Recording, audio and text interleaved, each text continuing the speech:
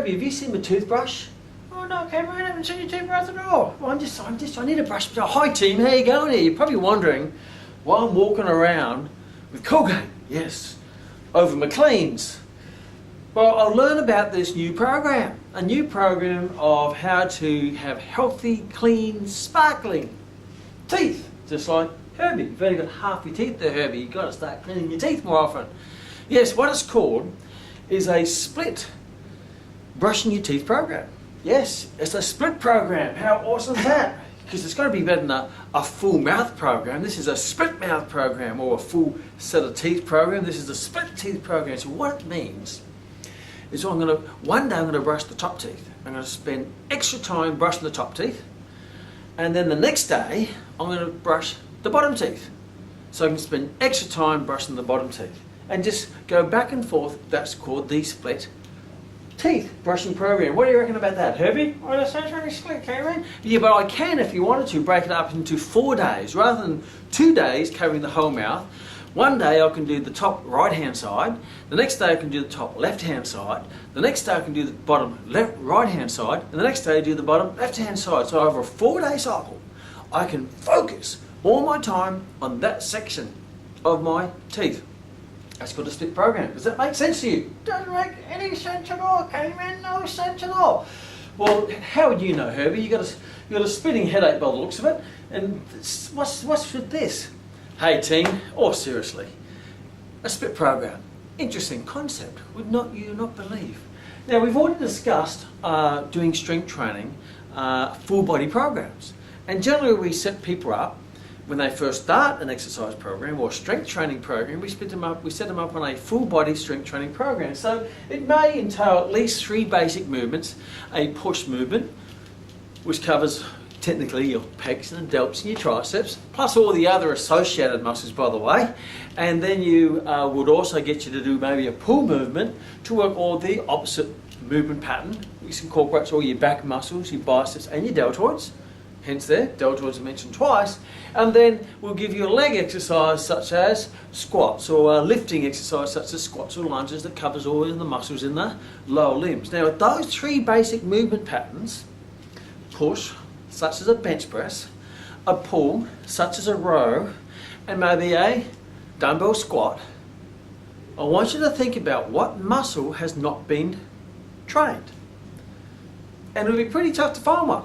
You might be able to find a muscle on someone else that hasn't been trained, but you won't find one on you, because the body is all connected. We talked about this in the form of functional anatomy. Now historically, we used to design our programs based on topographical anatomy.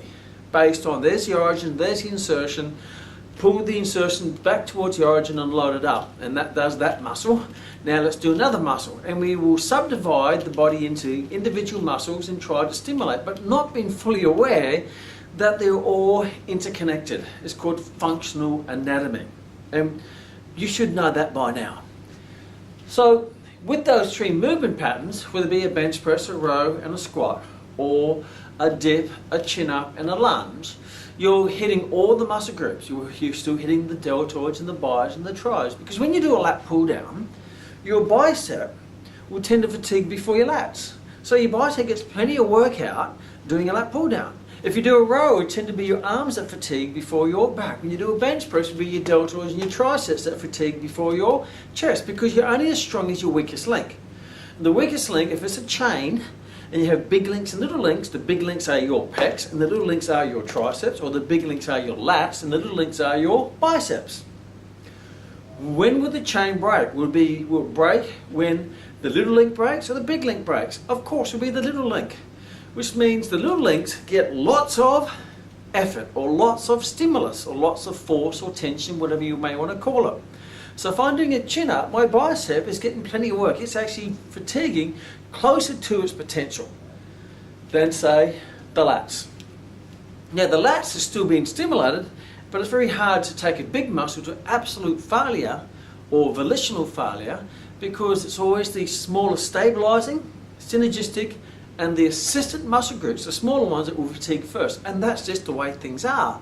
So what I need to do is to make sure that I protect the small links, because if I overtrain the small links, then the big links will never get the true force that they deserve, because the small links will pre-fatigue because they are tired or overtrained or injured. So when you train the body as a whole, what's also important to understand is you're not just training the muscular system. It all starts with the drive, and where's all the messages in the body come from? All the messages comes from the bridge, the central nervous system, which is the brain and the spinal cord, and that sends messages out to the peripheral nervous system, which sends all the nerves out to the muscles. So no matter what I'm doing, whether I'm doing a squat or whether I'm doing a bench press or push-up, all of those messages originate from the central nervous system, or what we call the CNS. So the CNS is activated no matter what. Whether I'm doing any one of those movements, a squat, a bench press, or chin up, or a row, whatever it might be, or deadlift, or pick a big full compound exercise. Now, the CNS, the nervous system, activates the muscles to contract, right, to create the movement that we desire, to overcome the load.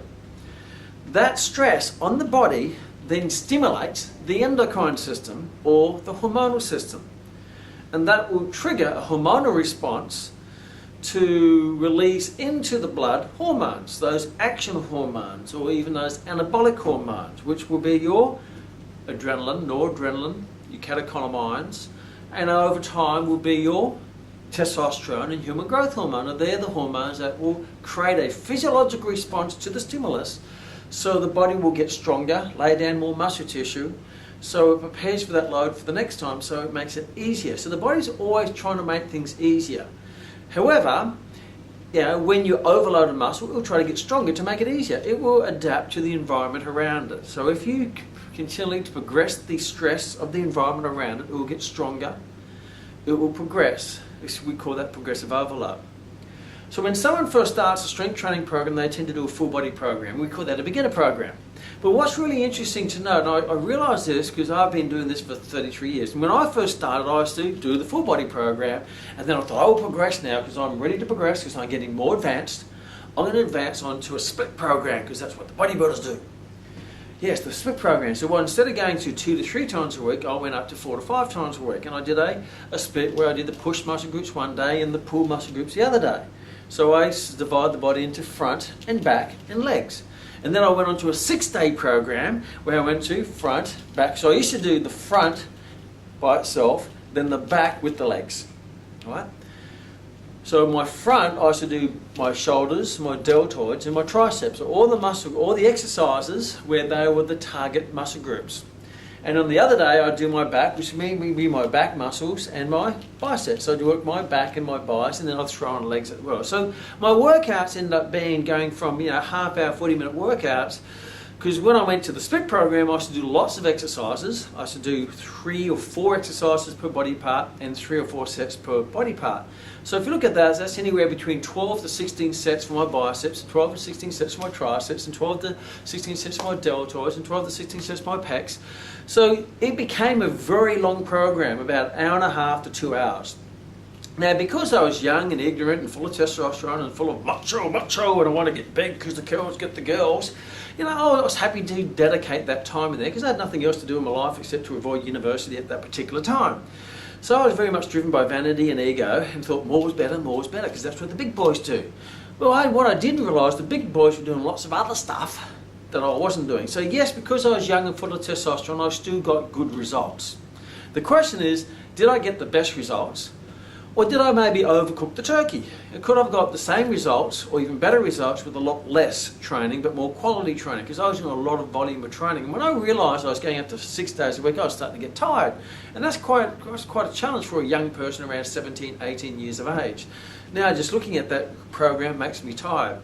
So that's the idea of the split program. The split program divides the body up into body movement parts.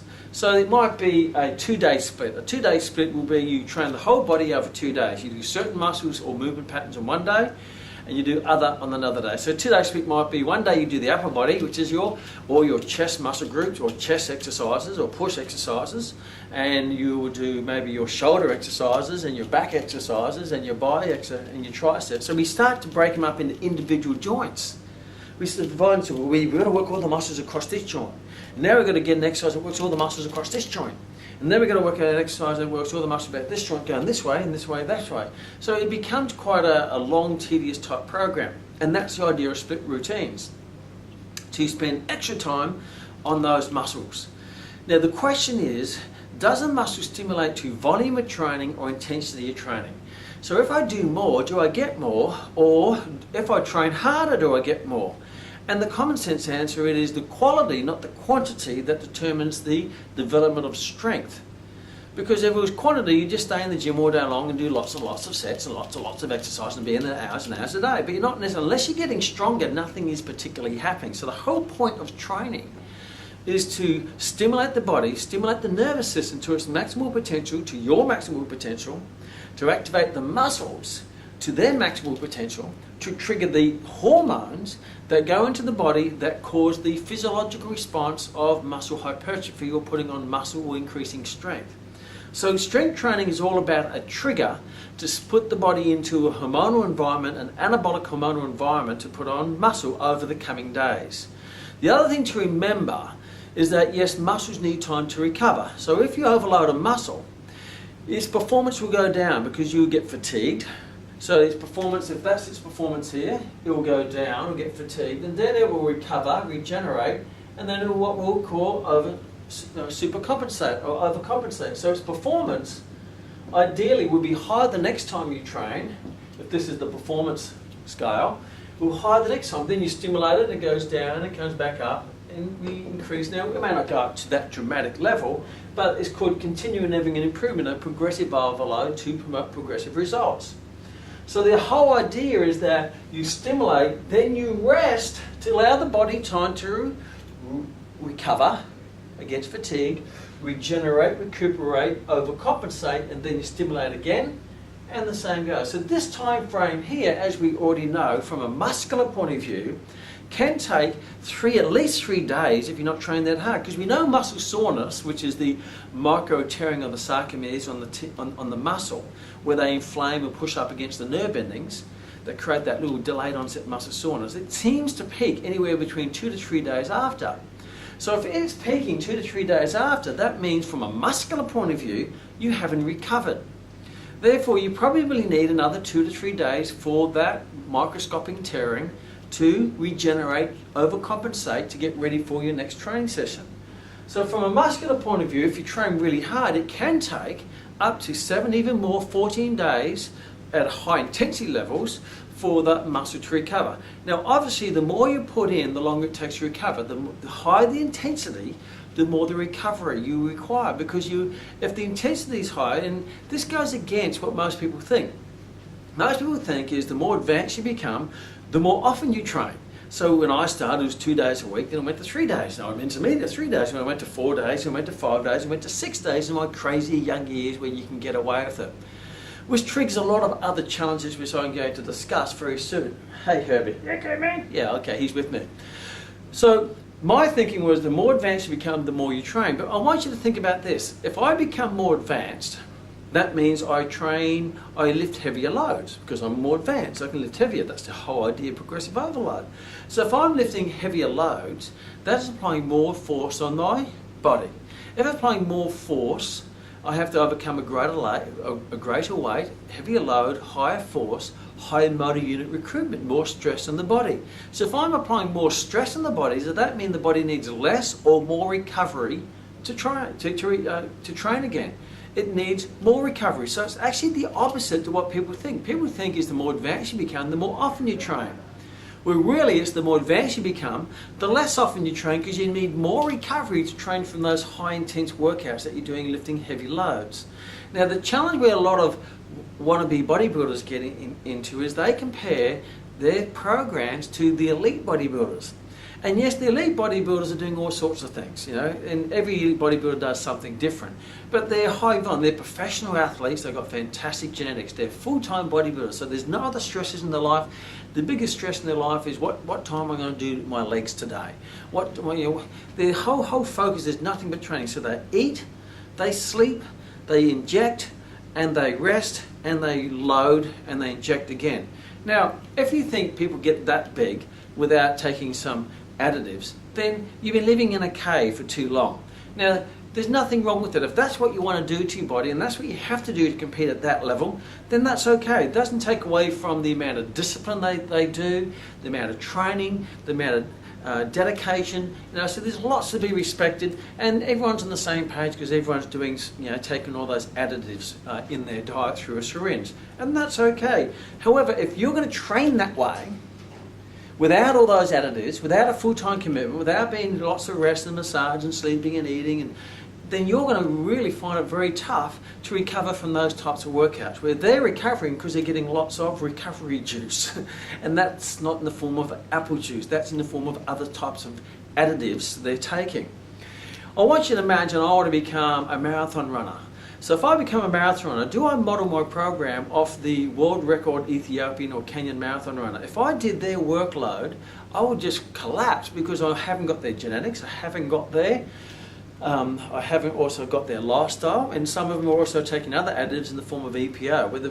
Where over here in the bodybuilders, they're taking human growth hormone and insulin, and they're taking testosterone and steroids and all sorts of wonderful stuff. And that's a different that's a different place to live, right? But we're here natural lifters, so we have to be a lot smarter not to overtrain and to really deteriorate our gains by training when our body is still trying to recover. So from a muscular point of view, you need that time to recover. Also understand it's not just the muscle that needs to recover. The other components or systems in the body that need recovery is the nervous system. The nervous system, being the central nervous system, the brain and the spinal cord and the peripheral nervous system, that can easily become overtrained. For example, if you look at someone who overtrains, what are some of the symptoms they get? They get agitated, they get tired, they're just flat, they're not sharp, they're a little bit anxious, they're always tired, they're just not quite there. And most of those symptoms are neurological symptoms because their nervous system just needs time to recover because it is a physical mechanism in the body that needs recovery, that needs to self-regenerate. So when you get to that stage where you're just flat, and I've seen athletes do it, they're not sore, they're just flat, they're just not sharp, they're just not onto it because their nervous system has been run down because of the sheer volume of training they're doing in their strength training, in their sports training and all sorts of stuff. But if all you're doing is strength training, that's high intensity. You understand strength training is running's low intensity compared to strength training because you're fatiguing a muscle within 10 seconds. So that muscle is firing at maximal motor unit recruitment to overcome that load. If I go for a 5K run, then how many repetitions are my legs doing? Well, that's the RN, that my intensity that my legs are working at. So running is low intensity compared to strength training. Then you look at severe overtraining symptoms, and they will tend to be more the hormonal system, where you start to break down, you go into depression, negative thoughts, you get really down on yourself, you start to get catabolic, you start to break down muscle tissue, your strength goes down, you start to have side effects in other systems in your body, whether it be the reproductive system for women. So that's now you're playing around the endocrine system at a extreme level, and that's when you really need some real serious time off to let your whole body just recuperate. So what's really important is when you strength train, that you allow the body to fully recover before you load it up again. Now we've already discussed in the other session of why once a week training is plenty for the vast majority of the population. The reason why that is, if you train your whole body, squats, bench press, chin-ups, and you progress the load every week and you come in and you're sharp, you're fresh, you're on fire, and your whole purpose in the training is to increase the reps or increase the weight, those 3 exercises, and you allow a good 7 days rest in between, because people tend to map their schedule out on a 7-day cycle, you will continually get stronger, therefore you'll continually stimulate physiological changes in the muscular system, the hormonal system and the nervous system. And that's with as little as 1 session a week. Now, if you don't train so hard, you may want to do 2 sessions a week, and that's up to you. But I believe is let's do as least as possible to get as much as possible, rather than as much as possible, which we end up getting at least as possible. Because there will be side effects if you stimulate the body. If I take, if I've got a headache, I take as little painkillers as possible. I don't go, I'll take 5 Panadol. No, let's start with 1 and see if that works. If that works, that's great, because if the more I take, yes, it will get rid of the headache, but it may have other side effects.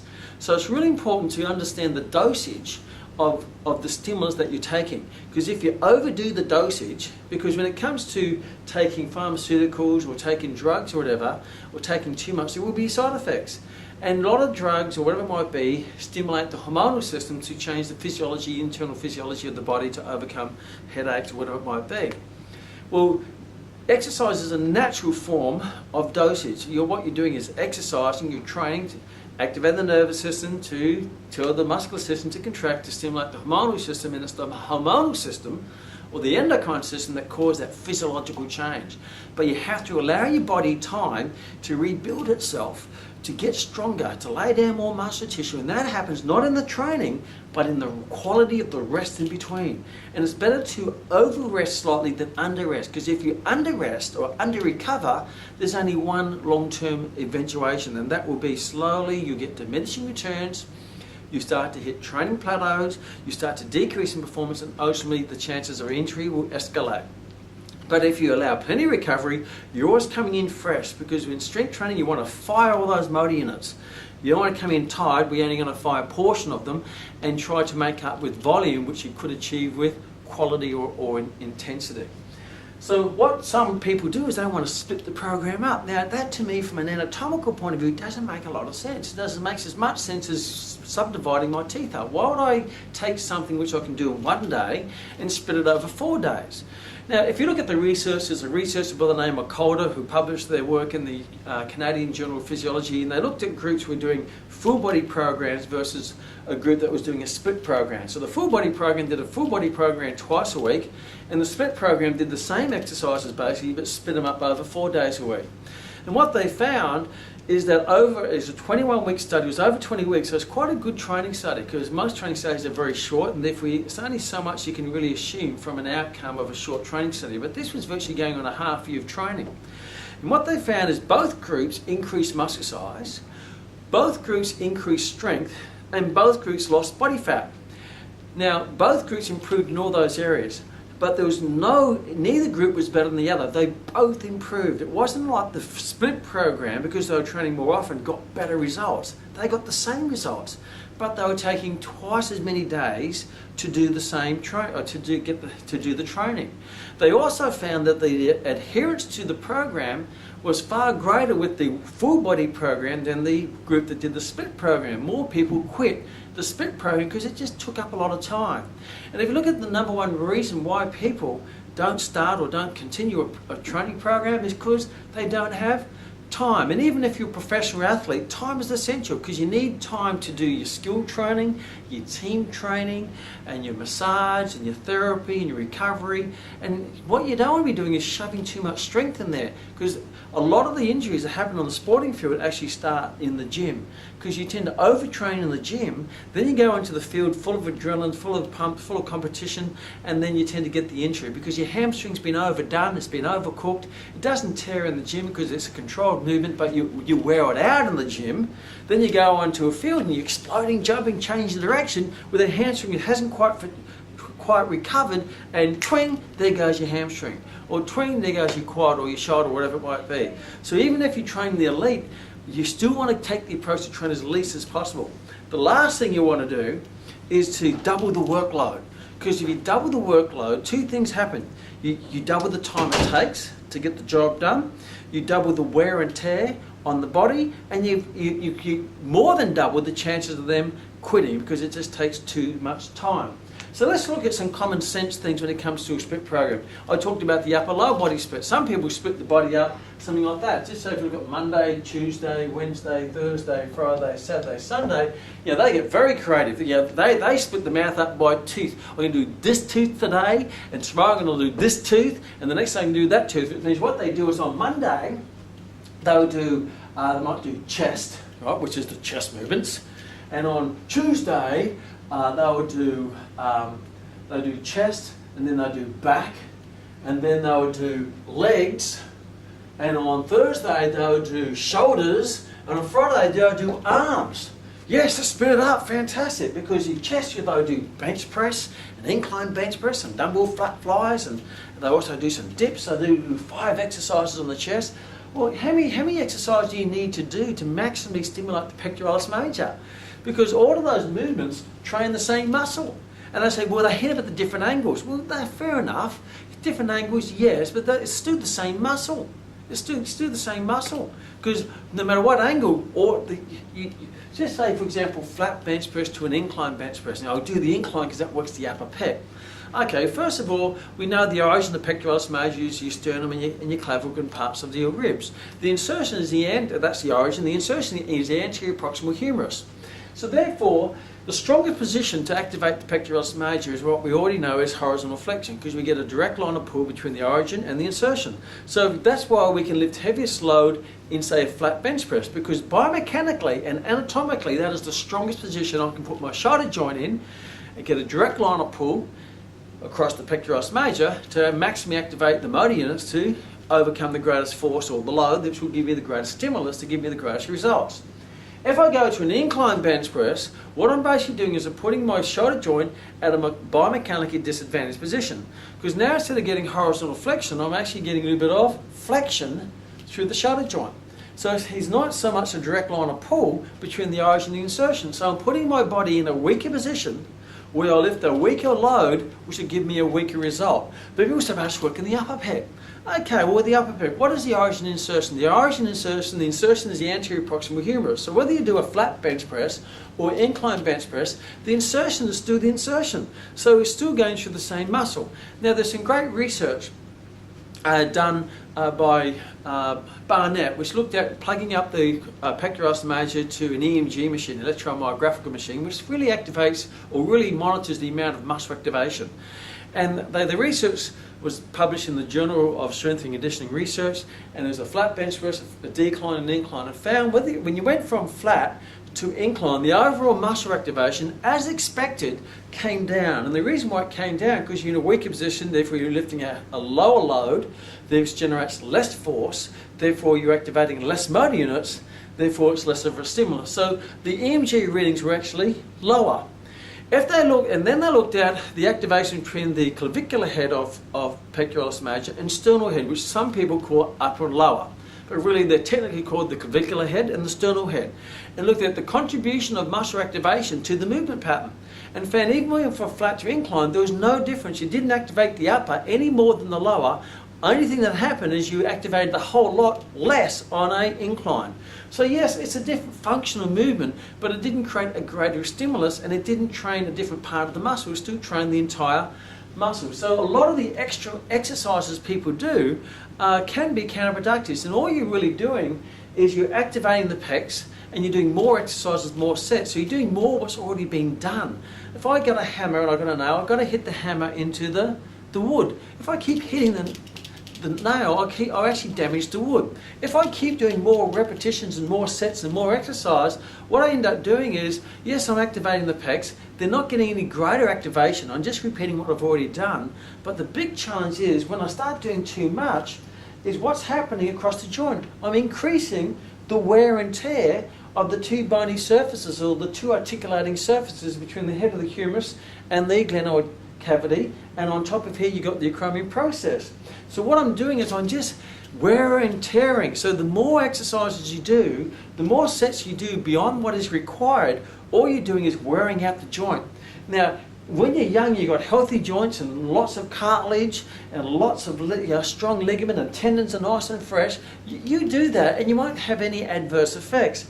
But when you get to my age, which is a ripe old age, 25, no really I'm 50, you're going to start to feel what you've been doing. You've been wearing them out. So you start to get all these itises. You know the itises? Yes, you get capsulitis, you get tendonitis, and you get osteitis, and you get synoviitis, and all the itises start to occur.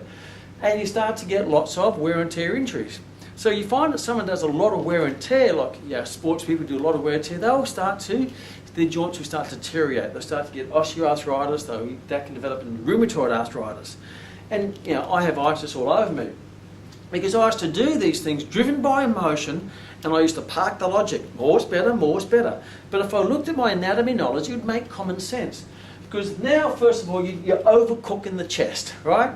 Then you go to the back, and you overcook the back. But the challenge you have here, when you do back, whether I'm doing a chest movement or back movement, what is the joint that's moving? The same joint. So one day I'm wearing out the joint anteriorly, the next time wearing out, it's the same joint. So yes, your pecs are getting a rest when you do your lats, possibly, and your lats are getting a rest when you're doing your pecs, but the common muscle groups that move the glenohumeral joint are not getting a rest. And what are the common muscle groups? Well, first of all, when I do a bench press, I work we say you work the tricep across the elbow joint in elbow extension. But if I do a row, the tricep being a biarticulate muscle group that originates on the lateral border of the scapula and inserts down here onto the ulna, because it's biarticulate, it goes across the elbow joint and the shoulder joint, or the glenohumeral joint. Biarticulate means two joint muscle.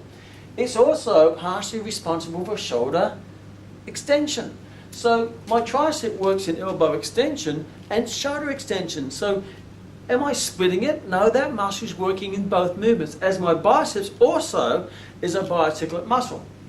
It originates in the anterior superior glenoid cavity and the coracoid process. So biceps means two, bicep, heads, two heads. So it's one of those Tasmanian muscles. So the biceps brachii originates down, it comes down here and inserts onto the radial tuberosity. So it goes across the elbow joints for elbow flexion, and it also is responsible for shoulder flexion. So my bicep also works in a bench press, and hence one of the challenges in sports when I was working with the Australian kayak team is tendonitis of the long-headed bicep. You know, from they were doing a lot of kayaking, then they're doing a lot of gym, and I was responsible for some of that. I take responsibility for that. But not to mention those biceps or the triceps being the assistant movers or the smaller muscle groups. How about the deltoid? The deltoid is responsible for maintaining glenohumeral stability. So no matter what movement I do on the shoulder joint, it's going to activate my deltoid. Because my deltoid originates on the spinoscapuloacromial process in your clavicle. And it all comes down here and inserts into the lateral proximal humerus. So even if you're doing the front or the back or lateral or going up, every exercise, every movement across the shoulder joint is a deltoid exercise. So people say, this is for chest and this is for back. Oh my goodness, now I have to do deltoids. Duh, you've been doing deltoids. You're just doing deltoids in a stronger plane of movement. Why do we say that this is a deltoid exercise and this is not a deltoid exercise? When you lift heavier load in horizontal flexion than you do in abduction. It's a stronger movement pattern with stronger chest and your pectoralis major in a stronger position. You can lift a heavier load that will not only just go through your prime movers, but will also go through your assistant movers and stabilizers of the glenohumeral joint. So you get greater force going through your deltoid doing a bench press than you do a shoulder press. Now you feel it a bit more isolated in the shoulder press, but that doesn't mean it's more stimulus or greater motor recruitment. So here if you do chest, then back. Well, you're doing chest, back. What you're really doing is deltoid, deltoid, bicep, tricep. But most of all, the number one injury in the shoulder joint or the glenohumeral joint is your rotator cuff. Now, as you already know, your rotator cuff consists of four muscles. You've got your supraspinatus that sits up here in the supraspinous fossa. You've got infraspinatus that sits down near the infraspinous fossa, and they come through and they insert onto the head of the humerus. You also have your teres minor, which comes down here from the lateral border of the scapula onto your head of the humerus, and underneath the scapula, hence subscapularis, sub means under the scapula, sits under here, comes out through here just beside the coracoid process, and sits into the anterior head of the humerus. So all these muscles are responsible for, yes, they're responsible for some form of rotation. That's why they call them the rotator cuff. The ones on the top here, the supraspinatus is responsible for the first 20 degrees of shoulder abduction. The infraspinatus and teres minor is for lateral rotation, and the subscapularis works in conjunction with your pectoralis major and latissimus dorsi and medial rotation. As you already know that because you know your anatomy, right? Say yes even if you have to lie. Great, you can lie down now. So, but the most important thing of those four muscles is they all hold on to the head of the humerus and keep it in its capsule in the glenoid cavity. So they are significant stabilizers of the glenohumeral joint. So no matter what movement I'm doing, I'm working the deltoid, yes, but more importantly, you're putting all the load through your rotator cuff. And if you start doing heavy loads with bench press and heavy chins, then all that load goes through these four major muscles, particularly the ones that mostly gets worn and torn is because the supraspinatus, because that sits underneath the acromion process.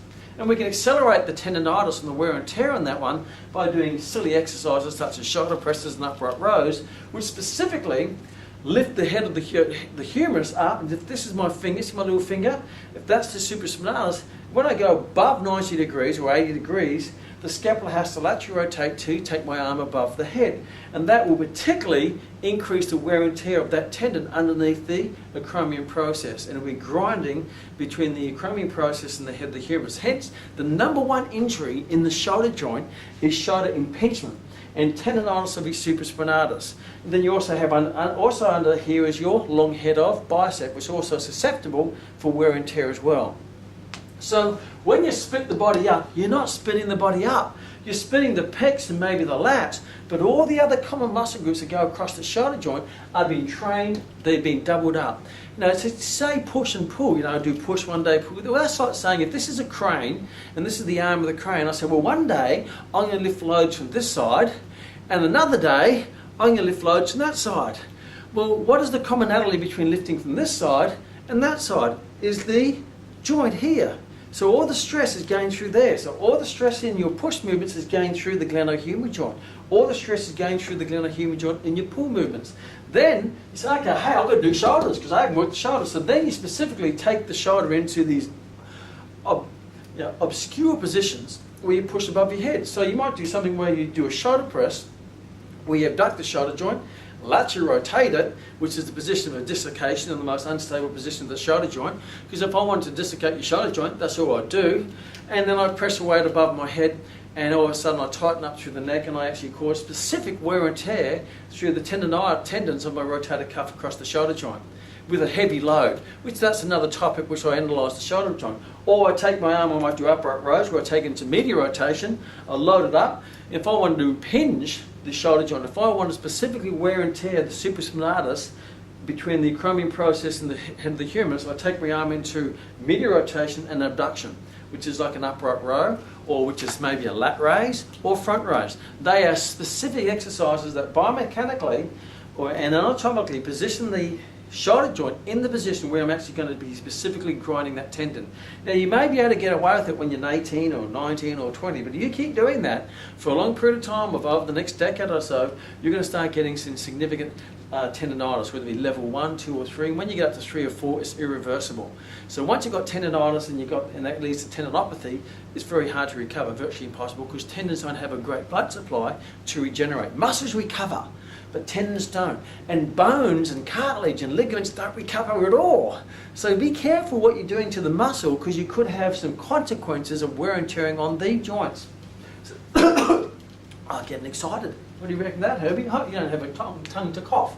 So you've got chest and your back, and you've got legs, and then you've got shoulders. So you've got shoulders, shoulders, shoulders, and arms. But when you've got arms, you've got arms. When you do shoulder work, you're doing arms. You're doing arms. Try doing your chest without your arms. So leave your biceps and tries and go and try your chest, or your pectoralis major. See how you go with that one. So what you've really got is you've got chest, and you've got shoulders, shoulders, shoulders. And a lot of the arm work you do shoulders, particularly when people start swinging it or doing dips, that's shoulders, because that's your glenohumeral joint working. You've got arms, arms, arms, arms. And most importantly, from a health and from an integrity of the joint, you've got rotator cuff, rotator cuff, rotator cuff, rotator cuff. So what's going to be the long-term effects of that type of split program is you're going to be highly increasing the risk of wear and tear, inflammation, tendonitis on the rotator cuff. You're overtraining the arms, and you're overtraining the deltoids. Now, if your arms are overtrained, doing lots of curls, and the curls get the girls, you spend all this time here on arms and triceps, and your arms are overtrained, your smaller muscles are overtrained, the weaker links become weaker because they're overtrained. What's going to happen to your performance of your bench press? Because your performance of the bench press is really determined by how strong your assistant, stabilizer, and synergistic muscle groups are. So if you're overtraining the smaller ones, you're never going to be able to lift a load heavy enough to really progress the bigger muscles. Because what you're doing is you're overtraining the smaller links. Now, if you even go deeper than that, because that's just superficial anatomy, let's go deeper. What's happening when you are training all of these? Where they all get activated from? They all get activated from the central nervous system. So if you train with any form of quality intensity, and if you're training 5, 6 days a week, the intensity is not that high. You may think it is high, but it's not that high, because if you're training with any significant level of intensity, you wouldn't be able to back up those sessions because your nervous system would just be run down. But if you keep doing this, what's going to happen to your nervous system? And if you add that on top of sporting activities or a stressful lifestyle, whatever it might be, or long hours or awkward sleeping patterns, then you're going to find that you're going to really crash and burn eventually. Now the other thing is, it's very unlikely you're going to stick to that program for the rest of your life anyway, so ultimately you're going to fail. So you're really setting yourself up for failure. And then on top of that, even though you're training all day, you still stimulate the hormonal system.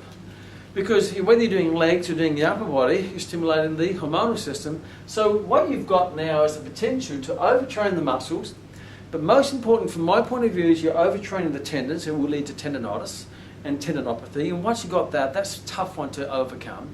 And you can actually start to cause challenges in the joint with capsulitis or osteitis, or you start to damage the ligaments or the cartilage because you're overusing it. You're wearing them out and not letting the body recover. So I want you to think as the body as a whole. Train the body as a whole, not in segmented bits. I brush my teeth as a whole. I drive my car as a whole. I don't say one day I'm going to drive on these 2 wheels and another day I'm going to train on these 2 wheels. No, no matter what I'm doing, all the wheels are turning. If I'm doing a bench press, I'm activating the nervous system. If I'm doing a bench press, I'm activating my chest. And I'm activating my pectoralis minor, I'm activating my deltoids and my triceps and my biceps and all my forearm flexors and extensors. I'm activating my back as well, because to lift a good heavy bench press, I need a platform to lift from. And that platform comes from stabilising the girdle, the shoulder girdle being the scapula, putting that scapula in a strong position. Because if the base of the crane is not stable, the arm of the crane won't be able to lift heavy load. So what stabilises the base of the crane when you're doing a bench press? All your back muscles. So yes, you're working your chest, but you're also working your back muscles to stabilise the base of the crane. Your rhomboids.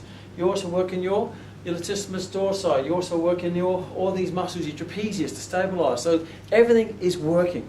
Yes, it may be specifically as a target or a prime mover, the pectoralis major, but everything else is working as a stabiliser, as an assistant mover, or a synergistic muscle. And as you know, when you overload a muscle, you can overload it with 3 types of contractions: a concentric, an eccentric, and isometric. And it's not the concentric which is the most important. Whether you're activating concentrically, eccentric, or isometrically, you're still being activated, you're still experiencing a load. The muscle doesn't have to move to be activated. If I have a light and the nervous system is the electrical cords going to the light with the power, which is the electricity going through, and the light is the muscle, the light doesn't have to move to work, because the light just sits there and it works with its 240 volts going through it. So therefore, the light doesn't have to move to work. The muscle doesn't have to move to work. A muscle can quite easily work as a stabiliser and get lots of muscle activation. That's why I say sometimes people do ab days. Well, when you're doing legs such as squats and deadlifts, your abs are working. They're working more isometrically, but they're generating high amounts of force to stabilise your pelvis and your lumbar spine to keep in that good posture position to do the deadlift. And as I get better at my squatting or my deadlift, what's going to happen to my abs? They're going to get stronger. As I'm getting better at my bench press, what's going to happen to my deltoids? They're going to get stronger. As I get better at my bench press, what's going to happen to my triceps? They'll get stronger. As I get better with my chin up, what's going to happen to my arms? They're going to get stronger. And because I'm doing less, but I'm doing it more effort, with more intensity, more focus, I'm going to activate the nervous system to a greater level, and I'm going to activate the muscular system to a greater level, and I'm going to get a greater stimulus from the endocrine system, which is going to release my magical hormones, my anabolic hormones of testosterone and human growth hormone, to create those internal physiological changes in my body to supercompensate, to turn me into Superman, so when I come back, I'm all fired up, all recovered, ready to go. But how can you be all fired up and ready to go when the nervous system is getting smashed every day, your endocrine system is getting smashed every day, your rotator cuff is getting smashed every day, your deltoids are getting smashed every day, and your biceps and triceps are getting smashed every day? There's only one outcome. The outcome is going to be a crash and burn. I've seen it many, many times. And the only people who can do that consistently are people who take added hormones. Added hormones, and they have lots of rest, and they take lots of cycle of different sort of little additives in their diet, and you know what I'm talking about. So please don't base your program based on what the elite are doing. But there are some of the elite who are very smart in how they train, and believe me, a lot of them don't train as much as you think they do. A lot of them don't do any arms at all, because if you're getting bigger, or you're getting stronger on your bench press, and you're getting stronger on your pull movements such as your chin-ups and rows, what do you think your arms are going to do? You think you're going to have these huge pecs and huge lats and these little pin arms hanging out the side? No, because you need big arms to do those big lifts in a controlled fashion. If you're doing squats, then you're going to generate your quads and your hamstrings and your glutes, and they're all going to work in a functional manner, in a balanced way, to stabilise the joints, to activate the muscles to its greater potential, to lift the greatest load, to activate the more muscle, more motor unit recruitment, more neural drive, more hormonal response. So train the body as a whole. Do as least as you can, as well as you can, to stimulate the body. Stimulate the body. Don't wear out the body. And this type of traditional program is just wearing out the program. So when it comes to split programs, all you're doing is extending. It's just like a wear out program. Why would you do that? Why do I take 3 days to brush my teeth when I can just do it in one and get it over and done? It's more time efficient, easy to adapt into my lifestyle. I can get some good quality work in my teeth or my training. So think logically and stop following the emotional crowd and following a group of people who are achieving what they're achieving because of lots of other stuff. I want you to think about your body, your life, the stresses, the recovery, how you feel. Be in tune with your body. And ultimately, your goal is to get stronger. And if you find that you're doing this, you're not getting stronger, you're going to find you're going to be struggling. You know, I've dealt with many, many clients over the years, because I used to train this way myself, and I used to train other people that way. And as I progressed in my 33 years, I found I can achieve better results by getting rid of all the fluffy exercises, the biceps and the kickbacks race and the leg extension, the leg curls, because those muscles have already been trained in the big exercises, and I've got rid of all of them. I start to focus on the things that count the most. And one of the things that a lot of people do is they do the bench press, they do the chin up, then they go and do the biceps and the tricep press downs. They get good arms, but they give credit to the tricep press downs and the biceps. But really what built those muscles, the foundation, was the chin up and the bench press. So you tend to give the credit to the wrong exercise. I use this as an example. If I want to lose fat off my tummy, and I go for a run every day for half an hour, then at the end of the run I do 50 crunches, and after I'm doing that for a month, I go and I start to get a fat tummy. I go, geez, those crunches are working. Was it the crunches or was it the run? Well, it was the run. But when I ran, I didn't feel it in the tummy to get rid of the fat, did I? But when I do the crunches, I feel the emotion in the tummy because you get a bit of lactic acid build up, and I feel, wow, that must be working. So when your arms grow, you get the emotion of lactic acid in the biceps, thinking that's the one that's doing it. But really, these little ones, all they are, I call them wearing joint exercises. What they do is to wear out the joints, because a lot of them apply shearing forces. They're very dysfunctional movement patterns. They're single joint movement patterns. They're isolated exercises that create isolated stresses in the form of shearing forces. And I'll talk more about that in another session on stresses through the body. But compound exercises, more functional exercises, put more traction and compression forces through the joints. And traction and compression forces, the body's been designed to that. And the muscles around the joint are designed to handle traction and compression forces by the actions of the agonist and the antagonist, the stabilizer and the synergistic muscles that work in a coupling effect to hold the joint into place, because the force is going through whether traction or compression. But when you put a force across the joint, such as a lot of the isolated exercises, which you tend to do as all these what we call supplementary exercises, what they are is supplementary wear out the joint exercises. And you feel them in the muscle, there's no doubt, but what you're doing is wearing out the tendon, you start to wear out the cartilage, you start to wear out the joints. And long term, you're going to start to have some joint challenges. And if you look at anyone who's of maturity, most of their challenges are joint challenges: arthritis, osteoarthritis, tendonitis, capsulitis, osteitis. These are the challenges, and all I'm doing is recycling some of the challenges I have. Plantar fasciitis. They're the challenges, because muscles recover, joints don't. So look after your joints. Understand your anatomy. That's not just about the muscle, it's about the joints, it's about the nervous system, it's the hormonal system, and train it as a whole, and it will wholly develop to take you closer to your genetic potential without you get diminishing returns without hitting a plateau, without going backwards and going backwards, and most of all without injuring yourself. And most of all, it's not going to consume your life, because this is the only people who can do that who have nothing else in their life. But if you're a person who has a career or has a business or has a family or have children, who has a sport or has other activities or hobbies, this is very hard to wedge into your life. And not only will do that, it will actually take quality away from your life over time. Strength training should add quality to your life. It should be done in an effective, in a time-efficient manner that adds value to your life. Not why would you overcook the turkey?